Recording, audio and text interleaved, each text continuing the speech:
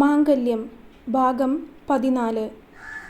അപ്പോൾ തന്നെ അകത്തേക്ക് കയറി കരുണനിട്ട് ഒന്ന് പൊട്ടിക്കാൻ തോന്നി. എങ്കിലും അപ്പോൾ തന്നെ അവിടെ ഷാജിയുടെ സ്വരം കേട്ടു. നിനക്കവനോട് ഇത്ര ദേഷ്യം വരാൻ ഇത് മാത്രമാണോ കാരണം? അത് ചോദിച്ചതും കരുണൻ അയാളെ നോക്കി ഒന്ന് ക്രൂരമായി ചിരിച്ചു. അല്ല, അത് മാത്രമല്ല കാരണം. അവൻ കാരണം എനിക്ക് നഷ്ടപ്പെട്ട മറ്റൊന്നുകൂടിയുണ്ട്. എനിക്ക് തോന്നി. അല്ലെങ്കിൽ ഇത്രയ്ക്ക് ദേഷ്യം വരേണ്ട കാര്യമില്ലല്ലോ. ആട്ടെ, എന്താ കാര്യം? വരലക്ഷ്മി. വരലക്ഷ്മിയോ? ഏത് വരലക്ഷ്മി? എടാ, അവൻ്റെ പെങ്ങൾ വരലക്ഷ്മി. ആ, വരലക്ഷ്മി. അവളുമായിട്ട് നിനക്കെന്താ പ്രശ്നം? അവളുമായി എനിക്കൊരു പ്രശ്നവുമില്ല, ഇടപാടുമില്ല. പക്ഷേ അവളെ ഞാൻ സ്നേഹിച്ചിരുന്നു, സ്വന്തമാക്കണമെന്ന് ആഗ്രഹിച്ചിരുന്നു. അത് ഞാൻ വിശ്വനാഥനോട് പറഞ്ഞതുമാണ്. പക്ഷേ അന്നേരം അവൾക്ക് പ്രായമായിട്ടില്ലെന്ന് പറഞ്ഞ് എന്നെ ഒഴിവാക്കി. പക്ഷേ അത്ര പെട്ടെന്ന് എനിക്ക് മറന്നു കളയാവുന്നതായിരുന്നില്ല അവളോടുള്ള സ്നേഹം. കാത്തിരുന്നു ഞാൻ. എന്നാൽ അവളും എന്നെ പറ്റിച്ചു. ആ കാര്യസ്ഥൻ ശങ്കരനൊപ്പം അവൾ ഇറങ്ങിപ്പോയി. അവിടെയും ഞാൻ തോറ്റു. ഓ, അപ്പോൾ ഇതിൻ്റെ ഇടയിൽ നിരാശാകാമുകൻ്റെ റോളും നിനക്കുണ്ട് അല്ലേ? അത് പറഞ്ഞ് ഷാജി ഇരുന്ന് ചിരിച്ചു. ചിരിക്കാതടാ, നിരാശാകാമുകൻ കളിച്ച് നടക്കാനൊന്നും എന്നെക്കൊണ്ട് വയ്യ. പ്രേമമൊന്നും ആയിരുന്നില്ലെങ്കിലും അവൾ വേണമെന്ന് ഞാൻ ആഗ്രഹിച്ചിരുന്നു. ഒരു രാത്രിക്കായാലും മതിയായിരുന്നു. ഓ, അങ്ങനെ. പിന്നല്ലാതെ ദിവ്യപ്രേമമൊന്നും ആയിരുന്നില്ല. എന്നാലും അവളെ വേണമെന്ന് ഞാൻ ആഗ്രഹിച്ചിരുന്നു. അതിപ്പോഴായാലും നടക്കും. എൻ്റെ പ്രാക്കാണോ എന്തോ, വേഗം തന്നെ അവളുടെ കെട്ടിയവൻ ഒടുങ്ങി.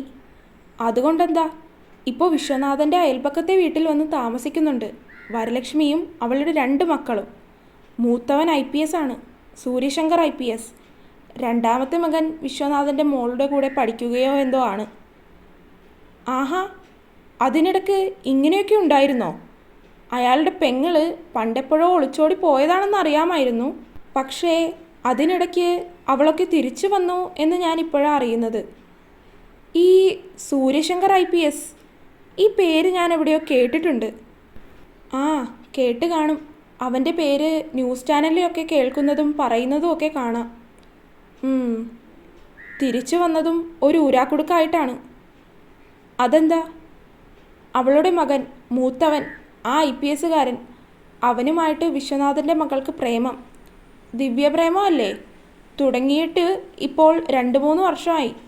അവൾക്ക് ആരുമായിട്ടുള്ള വിവാഹത്തിന് താല്പര്യമില്ലെന്ന് വരെ വിശ്വനാഥനോട് മുഖത്ത് നോക്കി പറഞ്ഞു. അതൊക്കെ എന്നോട് അവൻ വന്ന് പറഞ്ഞായിരുന്നു. പക്ഷേ എന്തൊക്കെയായാലും ഈ വിവാഹം നടക്കുമെന്ന് ഞാൻ തീരുമാനിച്ചിട്ടുണ്ടെങ്കിൽ അത് നടക്കുക തന്നെ ചെയ്യും. അതിനി ആരെയൊക്കെ കൊല്ലേണ്ടി വന്നാലും ഞാൻ അത് ചെയ്ത് നടത്തിയിരിക്കും. തല്ലലും കൊല്ലലും ഒക്കെ അതുപോലെ നടന്നോളും. ഈ വിവാഹം നടക്കണം. അതിന് നിനക്ക് വേണ്ടി ഞാൻ എന്ത് ചെയ്യേണ്ടി വന്നാലും തയ്യാറാണ്. മതി, ഈ ഒരു ഉറപ്പ് മതി. വരലക്ഷ്മി ചെയ്തതുപോലെ കണ്ടവന്മാരുടെ കൂടെ ഓടിപ്പോകാനാണ് ആ വിശ്വനാഥൻ്റെ മകളുടെ ഉദ്ദേശമെങ്കിൽ അവളെയും കൊല്ലും, അവനെയും കൊല്ലും ഞാൻ. പക്ഷേ നമ്മൾ കളിക്കുന്നത് സൂക്ഷിച്ചു വേണം കരുണ. അവനൊരു IPSകാരനാണ്, അത് മറക്കരുത്. അതൊക്കെ എനിക്കറിയാം. കരുണൻ കുറേ കളി കണ്ട് തന്നെയാണ് ഇത്ര വളർന്നത്. നമ്മൾ ആരെ പേടിക്കാനാണ്? പിന്നെ ഈ വരലക്ഷ്മി ആളെങ്ങനെയാണ്? ഷാജി അത് ചോദിച്ചതും കരുണൻ അവനെ നോക്കി വല്ലാത്തൊരു രീതിയിൽ ചിരിച്ചു. അത് വശ്യമായ രീതിയിലുള്ള ഒരു ചിരിയായിരുന്നു. പണ്ടു മുതലേ ഒരു അഡാറൈറ്റായിരുന്നു അവൾ. തൂവെള്ള നിറവും അര കഴിഞ്ഞു കിടക്കുന്ന മുടിയും വിടർന്ന കണ്ണുകളൊക്കെ ആയിട്ട് ആരും നോക്കി നിന്നു പോകുന്ന ശില്പം പോലൊരു രൂപം. ഇപ്പോഴും വലിയ വ്യത്യാസമൊന്നുമില്ലാത്ത ശരീരമാണ്. ഉഫ്, നോക്കി നിൽക്കുമ്പോൾ തന്നെ ഞാനൊന്നും കണ്ടിട്ടില്ലല്ലോടാ കരുണ ഈ ഐറ്റത്തെ. ആദ്യം ഈ കല്യാണം ഒന്ന് കഴിയട്ടെടാ, അതിനുശേഷം നമുക്ക് അവളെ ഒന്ന് ശരിക്കും ആസ്വദിക്കാം. അത് പറഞ്ഞ് ഇരുവരും ഇരുന്ന് അട്ടഹസിച്ച് ചിരിച്ച് വായിലേക്ക് മദ്യം വീണ്ടും വീണ്ടും കമിഴ്ത്തി. എന്നാൽ ഒരു ചുമരിനപ്പുറം നിന്ന് ഇവരുടെ സംഭാഷണമെല്ലാം കേട്ട് വിശ്വനാഥൻ ആകെ തകർന്നുപോയി. ഒരു സഹോദരനെ പോലെ വിശ്വസിച്ച കരുണൻ തന്നെ ചതിച്ചത് അയാൾക്ക് വിശ്വസിക്കാനായില്ല. സ്വന്തം മകളെയും അതുപോലെ തന്നെ സഹോദരിയെയും പറ്റി പറഞ്ഞതൊക്കെ കേട്ട് അയാൾക്ക് ചെവി രണ്ടും കൊട്ടിയടച്ചതുപോലെ തോന്നിപ്പോയി.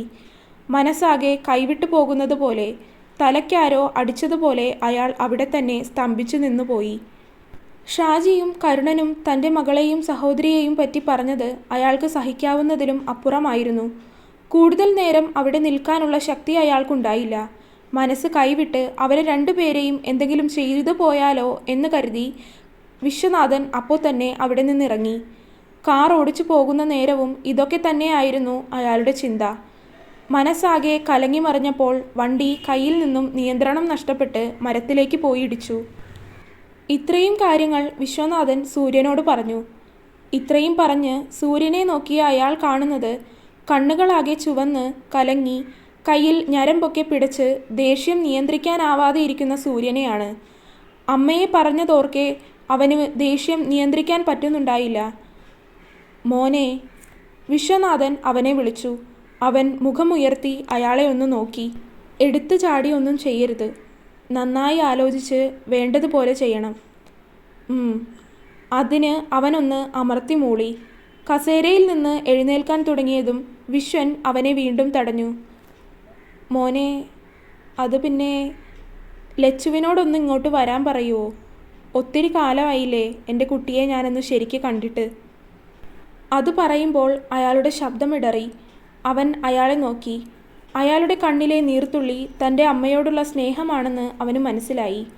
അവൻ അയാളെ നോക്കി ഒന്ന് പുഞ്ചിരിച്ചുകൊണ്ട് കണ്ണ് ചിമ്മിക്കാട്ടി വാതിൽ തുറന്ന് പുറത്തേക്കിറങ്ങി.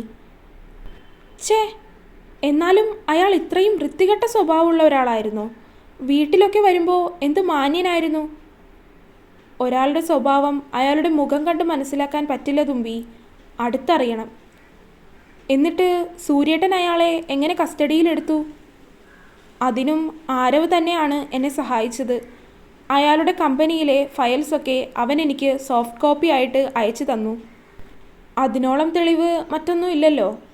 അപ്പോൾ തന്നെ അയാളെ അറസ്റ്റ് ചെയ്തു. പക്ഷേ പോലീസ് സ്റ്റേഷനിലേക്ക് കൊണ്ടുപോയിട്ടില്ല. എൻ്റെ കസ്റ്റഡിയിലാണ്. എൻ്റെ അമ്മയെയും പെണ്ണിനെയുമാണ് അവൻ ദ്രോഹിക്കാൻ ശ്രമിച്ചത്. അതിനുള്ളത് ഞാൻ കൊടുക്കും. മാത്രമല്ല, ആ ഷാജി ഒളിവിലാണ്. അവനെയും കൂടെ ചേർത്ത് കണ്ടുപിടിച്ച് കൊടുക്കാനുള്ളതൊക്കെ ഒരുമിച്ച് കൊടുത്തിട്ട് വേണം FIR ഉണ്ടാക്കാൻ. രണ്ടുപേർക്കും പരമാവധി ശിക്ഷ വാങ്ങി കൊടുക്കണം സൂര്യേട്ടാ. നിയമത്തിന് മുൻപിൽ കൊണ്ടുപോകുന്നതിന് മുൻപ് തന്നെ അവർക്കുള്ള ശിക്ഷ ഞാൻ തന്നെ കൊടുക്കുന്നുണ്ട്. അയാളിപ്പോൾ എവിടെയാണെന്ന് അറിഞ്ഞോ? ആ ഷാജി. അവൻ ഇവിടെയൊക്കെ തന്നെ ഉണ്ട്. നാട് വിട്ട് പോയിട്ടില്ല എന്നാണ് എൻ്റെ ഒരു അറിവ്. അവൻ്റെ നാട് ഇവിടെയല്ല, കോട്ടയാണ്. അങ്ങോട്ട് പോയിട്ടില്ല.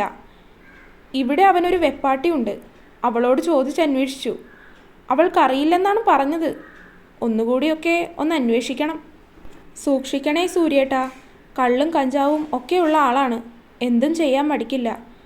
അവളുടെ കണ്ണുകളിൽ ഭയം നിറഞ്ഞു. ഒന്നും സംഭവിക്കില്ല തുമ്പി, എല്ലാം നന്നായി വരും. അവൻ അവളെ ചേർത്ത് പിടിച്ചു. ഒരു കണക്കിന് അമ്മാവൻ ആക്സിഡൻ്റ് ആയത് നന്നായി അല്ലേ തുമ്പി? അവനത് പറഞ്ഞതും അവൾ അവനെ ഒന്ന് കൂർപ്പിച്ചു നോക്കി.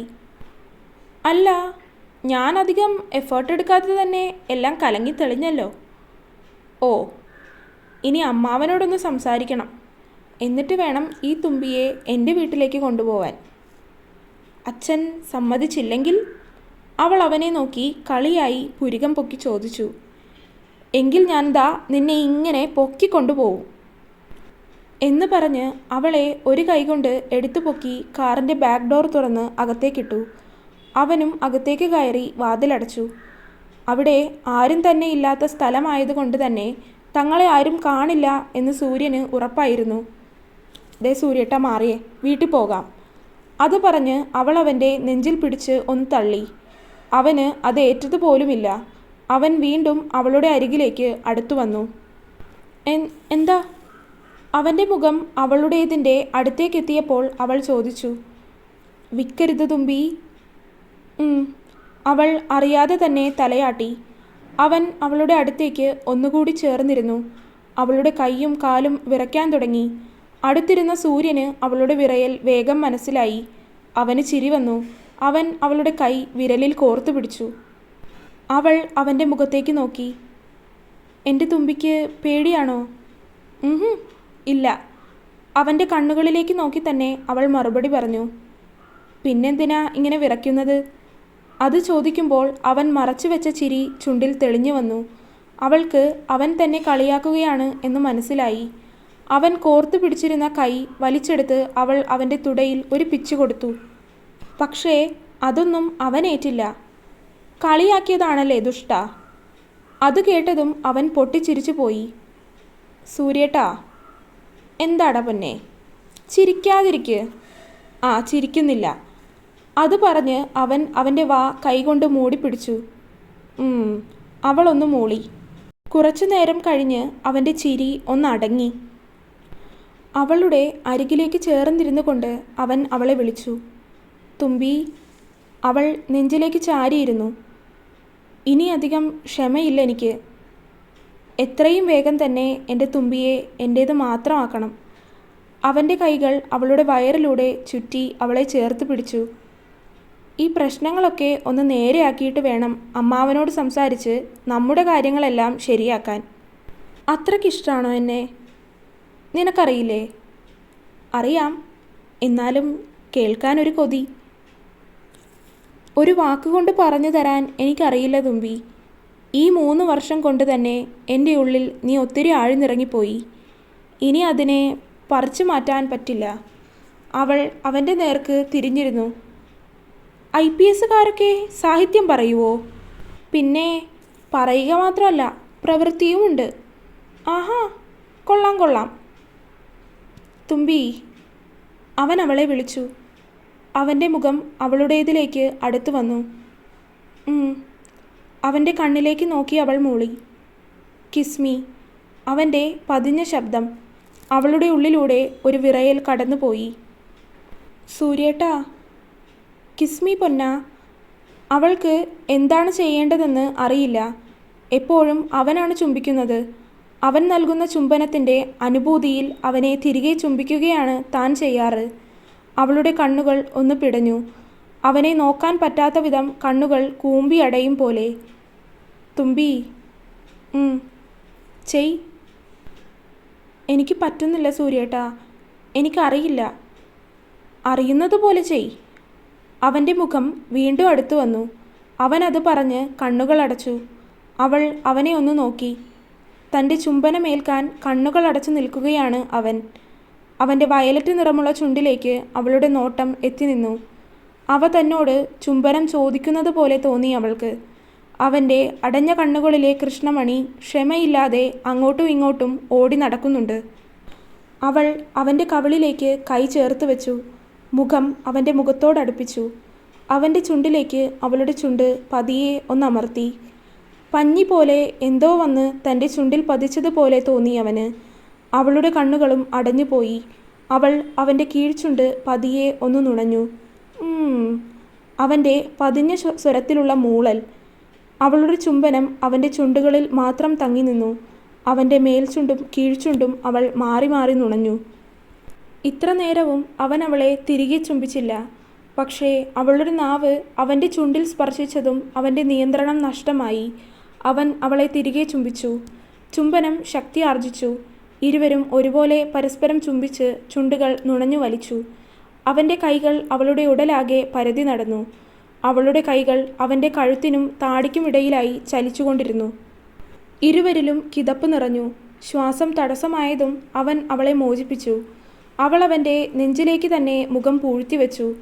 അവൻ കാറിൻ്റെ സീറ്റിലേക്ക് ചാരിക്കിടന്ന് അവളെ ഇറുക്കി കെട്ടിപ്പിടിച്ചു. അവൻ്റെ മുഖം അവളുടെ കഴുത്തിലേക്ക് താഴ്ന്നു വന്നു. അവൻ അവിടെ പതിയെ ഒന്ന് ചുംബിച്ചു. എന്ന് പറഞ്ഞുകൊണ്ട് അവൾ കഴുത്തൊന്ന് വെട്ടിച്ചു. അവൻ്റെ നെഞ്ചിൽ പതിയെ ഒന്ന് കടിച്ചു. കടിക്കല്ലേ, കഷ്ടപ്പെട്ടുണ്ടാക്കിയതാണ്, കടിച്ച് പാടുവരുത്തല്ലേ. അത് കേട്ടതും അവൾ അവൻ്റെ നെഞ്ചിൽ നിന്ന് തലയുയർത്തി അവനെ ഒന്ന് നോക്കി. ഉരുട്ടിക്കയറ്റുമല്ലേ? ആണല്ലോ. ഉരുട്ടിക്കയറ്റുക മാത്രമല്ല, നന്നായിട്ട് ഭക്ഷണം കഴിക്കുക കൂടെ വേണം. ഓ, എൻ്റെ കുട്ടി ഭക്ഷണമൊക്കെ കഴിച്ച് കുറച്ച് ആരോഗ്യം വെക്കണം കേട്ടോ. ആശുപത്രിവാസമൊക്കെ കഴിഞ്ഞ് ആകെ കോലം കെട്ടു. ഞാൻ കഴിക്കുന്നുണ്ട് സൂര്യേട്ടാ, പക്ഷേ ശരീരത്തിൽ പിടിക്കുന്നില്ല. പ്രോട്ടീൻ കൂടുതലുള്ള ഭക്ഷണം കഴിക്കണം. മുട്ട, പാലൊക്കെ കഴിക്കണം. ആരോഗ്യം വേണം. നമുക്ക് ആവശ്യമുള്ളതാണ്. അത് പറഞ്ഞപ്പോൾ അവൻ്റെ ചുണ്ടിൽ ഒരു കുസൃതി ചിരി വിരിഞ്ഞു. നമുക്ക് ആവശ്യമോ? എന്താവശ്യം? അതോ, ഈ കല്യാണം കഴിഞ്ഞ് ചില ആവശ്യമൊക്കെ വരും. എൻ്റെ കുട്ടിക്ക് എന്നെ താങ്ങാനുള്ള ആരോഗ്യം വേണ്ടേ? അയ്യേ, മിണ്ടാതിരിക്കും സൂര്യേട്ടാ എന്ന് പറഞ്ഞ് അവൾ അവൻ്റെ നെഞ്ചിലേക്ക് തന്നെ മുഖം പൂഴ്ത്തി. ഞാൻ കാര്യം പറഞ്ഞതാണ്. നന്നായിട്ട് ഭക്ഷണമൊക്കെ കഴിക്കണം. ആവശ്യമുള്ളതാണ്. അവളൊന്നും മിണ്ടിയില്ല. അവനിലേക്ക് കൂടുതൽ അടുത്ത് തന്നെ ഇരുന്നു. പെട്ടെന്ന് അവളുടെ ഫോൺ റിങ് ചെയ്തു. ഇരുവരും ഞെട്ടിയകന്നു. ഫ്രണ്ട് സീറ്റിലാണ് ഫോണും ബാഗും ഒക്കെ ഇരിക്കുന്നത്. എടുത്തു നോക്കുമ്പോൾ അമ്മയാണ്. കുറേ സമയമായല്ലോ എന്ന് ചോദിച്ചു വിളിച്ചതാണ്. ആശുപത്രിയിൽ തിരക്കായിരുന്നു, വീട്ടിലേക്ക് വരികയാണ് എന്ന് പറഞ്ഞ് ഫോൺ വെച്ചു. വേഗം പോവാം സൂര്യേട്ടാ, സമയം ഒത്തിരിയായി. അമ്മയോട് കള്ളം പറയേണ്ടി വന്നു. നീ എന്തിനാ കള്ളം പറഞ്ഞത്? എൻ്റെ കൂടെയാണെന്ന് പറയാമായിരുന്നില്ലേ? അത് മതിയായിരുന്നു അല്ലേ? പിന്നല്ലാതെ, ഇന്നല്ലെങ്കിൽ നാളെ എൻ്റെ കൂടെ തന്നെയല്ലേ പോകേണ്ടത്? അത് ചോദിച്ച് അവളുടെ മുഖത്തേക്കടുത്ത് വന്ന അവനെ അവൾ തള്ളി മാറ്റി. ഓ, സമ്മതിച്ചു. കള്ള പോലീസ്, വണ്ടി എടുക്കാൻ നോക്ക്. അത് പറഞ്ഞ് അവൾ ഡോർ തുറന്ന് ഫ്രണ്ട് സീറ്റിൽ കയറി. അവനും കയറി വണ്ടിയെടുത്തു. സൂര്യൻ അവൻ്റെ വീട്ടിലേക്കാണ് വണ്ടി കയറ്റിയത്. അവളോട് ഇറങ്ങാൻ പറഞ്ഞ് അവനും ഇറങ്ങി. വണ്ടിയുടെ ശബ്ദം കേട്ട് കിച്ചുവും വരലക്ഷ്മിയും ഇറങ്ങി വന്നു. ഇതെന്താ നിങ്ങൾ രണ്ടുപേരും ഒരുമിച്ച്? ആ ചോദ്യം കിച്ചുവിൻ്റേതാണ്. എന്താ, ഞങ്ങൾക്ക് ഒരുമിച്ച് വരാൻ പാടില്ലേ? അമ്മ, സംതിങ് ഫിഷി. നീ ഒന്ന് പോയട ചെറുക്ക. മക്കളകത്തേക്ക് കയറ്. ഉച്ചയായി, വല്ലതും കഴിക്കെന്നിട്ട്. ഇല്ല പച്ചി, ഞാൻ പോകുക. അമ്മ കാത്തിരിക്കുന്നുണ്ട്. അച്ഛനുള്ള മരുന്ന് വാങ്ങാൻ പോയതാണ്. ഏട്ടത്തിയോട് ഞാൻ വിളിച്ചു പറയാം, നീ വാ. വേണ്ട, അമ്മ ഒറ്റയ്ക്കിരുന്ന് ഭക്ഷണം കഴിക്കേണ്ടി വരും. ഞാൻ പിന്നെ വരാം. അത് പറഞ്ഞ് അവൾ തിരികെ നടക്കാൻ തുടങ്ങി. തുമ്പി നിൽക്ക്, ഞാനും വരാം. എനിക്ക് അമ്മാവനെ ഒന്ന് കാണണം. അത് പറഞ്ഞ് അവനും അവളുടെ കൂടെ നടന്നു. എന്തിനാ സൂര്യേട്ടാ അച്ഛനെ കാണണമെന്ന് പറഞ്ഞത്? ഈ കാര്യങ്ങളൊക്കെ പറയണ്ടേ? അതിനുവേണ്ടിയാണ്. കൂട്ടത്തിൽ വേറെ ചില കാര്യങ്ങളും പറയാനുണ്ട്. അതെന്താ? അത് സീക്രട്ടാണ്, പറയാൻ പറ്റില്ല. ഓ, എങ്കിൽ പറയണ്ട. അങ്ങനെ പറയാതിരിക്കില്ല, സമയമാകുമ്പോൾ പറയും. ഓ. അത് പറഞ്ഞ് അവർ അവളുടെ വീട്ടിലേക്ക് കയറി. ഹാളിൽ തന്നെ രാധിക ഇരിക്കുന്നുണ്ടായിരുന്നു. നിങ്ങളെന്താ ഒരുമിച്ച്? വരുന്ന വഴിക്ക് ഇവൾ നടന്നു വരുന്നത് കണ്ടപ്പോൾ നിർത്തി കയറ്റിക്കൊണ്ട് പോന്നു. സൂര്യൻ അത് പറഞ്ഞതും അവൾ അവനെ ഒന്ന് കൂർപ്പിച്ചു നോക്കി. മരുന്ന് കിട്ടിയോ? ആ, കിട്ടി. ആ, ഇന്ന് വൈകിട്ട് മെയിൽ നേഴ്സ് വരും. അപ്പോൾ അയാളെ കൊണ്ട് ഇഞ്ചക്ഷൻ എടുക്കാം. മോൻ വന്ന കാലിൽ നിൽക്കാതെ ഇരിക്ക്. ഇല്ലമ്മായി, പോണം. അമ്മാവൻ ഉറക്കമാണോ? ഞാൻ അമ്മാവനെ ഒന്ന് കാണാൻ വേണ്ടി വന്നതാണ്. ഉറക്കമൊന്നുമല്ല, ദാ ഇപ്പോൾ ഭക്ഷണം കഴിച്ചു കഴിഞ്ഞതേ ഉള്ളൂ. അല്ല, നിങ്ങൾ ഭക്ഷണം കഴിച്ചില്ലല്ലോ. ഇരിക്ക്, ഞാൻ ഭക്ഷണം എടുക്കാം. വേണ്ടമ്മായി, അമ്മാവനെ കണ്ടിട്ട് എനിക്ക് പോകണം. ആണോ? എങ്കിൽ അകത്തേക്ക് ചെല്ല്. ഷിലു പോയി ഡ്രസ്സൊക്കെ മാറി വന്ന് ഭക്ഷണം കഴിക്കാൻ നോക്ക്. ഞാൻ എടുത്തു വയ്ക്കാം. രാധിക അടുക്കളയിലേക്ക് നടന്നു. സൂര്യൻ അവളെ ഒന്ന് നോക്കി കണ്ണു കാണിച്ച് അച്ഛൻ്റെ മുറിയിലേക്ക് നടന്നു. സൂര്യൻ അമ്മാവനോട് സംസാരിച്ച് പുറത്തിറങ്ങിയപ്പോഴേക്കും ഷിലു ഭക്ഷണമൊക്കെ കഴിച്ചു കഴിഞ്ഞിരുന്നു. അവൻ രാധികയോടും ഷിലുവിനോടും പറഞ്ഞ് പോകാനിറങ്ങി. ഷിലു ഉമ്മറപ്പടിയിൽ വരെ അവൻ്റെ കൂടെ ചെന്നു. പടി വരെ എത്തിയ അവൻ ഒന്ന് തിരിഞ്ഞു. അവൾ അവനെ എന്താണെന്നുള്ള രീതിയിൽ നോക്കി. ഇനി എൻ്റെ തുമ്പി എൻ്റെ വീട്ടിലേക്ക് വരരുത്. ഒരു നിമിഷം അവൻ്റെ വാക്കിൽ അവൾ സ്തംഭിച്ചു നിന്നു. അവളുടെ അന്തിച്ചുകൊണ്ടുള്ള നിൽപ്പ് കണ്ട് സൂര്യൻ തുടർന്നു. ഇനി ആ പടി ചവിട്ടുമ്പോൾ നിന്റെ കഴുത്തിൽ എൻ്റെ താലി ഉണ്ടാകും. അത് പറഞ്ഞ് അവൻ അവളുടെ കവിളിലൊന്ന് തട്ടി. ശേഷം അവളുടെ മറുപടി കാത്തു നിൽക്കാതെ അവൻ തിരിഞ്ഞു നടന്നു. ഷിലു ആണെങ്കിൽ ആകെ കിളി പോയ അവസ്ഥയിൽ നിന്നു. ഒരു നിമിഷം എന്താണവൻ പറഞ്ഞത് എന്നവൾ ഓർത്തെടുത്തു. ഉള്ളിൽ 1000 പൂത്തിരി ഒന്നിച്ചു കത്തിയ അവസ്ഥയായിരുന്നു അവൾക്ക്. അവനെ നോക്കുമ്പോൾ അവൻ ഗേറ്റ് കടന്ന് പുറത്തെത്തി. അവൾ നേരെ മുറിയിലേക്കോടി. ശേഷം ഫോൺ എടുത്ത് അവനെ വിളിച്ചു. അവളുടെ മുറിയിലെ ജനൽ വഴി നോക്കുമ്പോൾ അവൻ അവൻ്റെ വീട്ടുമുറ്റത്തെത്തിയിട്ടുണ്ട്. ഫോൺ എടുത്തതും അവൾ ഹലോ പോലും പറയാതെ അവനോട് ചോദിച്ചു, സൂര്യേട്ടൻ എന്താ പറഞ്ഞത്? ഞാൻ പറഞ്ഞത് നീ കേട്ടില്ലേ? കേട്ടു. അതിൻ്റെ അർത്ഥം എന്താ? അതിന് ഒരേ ഒരർത്ഥം മാത്രമേ ഉള്ളൂ. എൻ്റെ തുമ്പിയെ വൈകാതെ ഞാൻ താലി കെട്ടി ഇങ്ങോട്ട് കൊണ്ടുവരുമെന്ന്. അച്ഛനോട് പറഞ്ഞോ? അമ്മാവന് 100 വട്ടം സമ്മതം. സത്യമാണോ? സത്യം. ആ ഫോൺ കോൾ അവസാനിക്കുമ്പോൾ ഇരുവരുടെയും ചുണ്ടിൽ സന്തോഷത്തിൻ്റെ പുഞ്ചിരി വിരിഞ്ഞു. കണ്ണുകളിൽ ആനന്ദ നിർവൃതിയിൽ മിഴിനീർ തെളിഞ്ഞു. തുടരും. വീഡിയോ കാണുന്ന ഒരുപാട് പേരുണ്ട്, പക്ഷേ ആരും ചാനൽ സബ്സ്ക്രൈബ് ചെയ്യാനോ കമൻറ്റ് ഇടാനോ ഒന്നും ശ്രമിക്കുന്നില്ല. അപ്പോൾ എല്ലാവരും കമൻറ്റ് ഇടുകയും ചാനൽ സബ്സ്ക്രൈബ് ചെയ്യുകയും ചെയ്യണേ.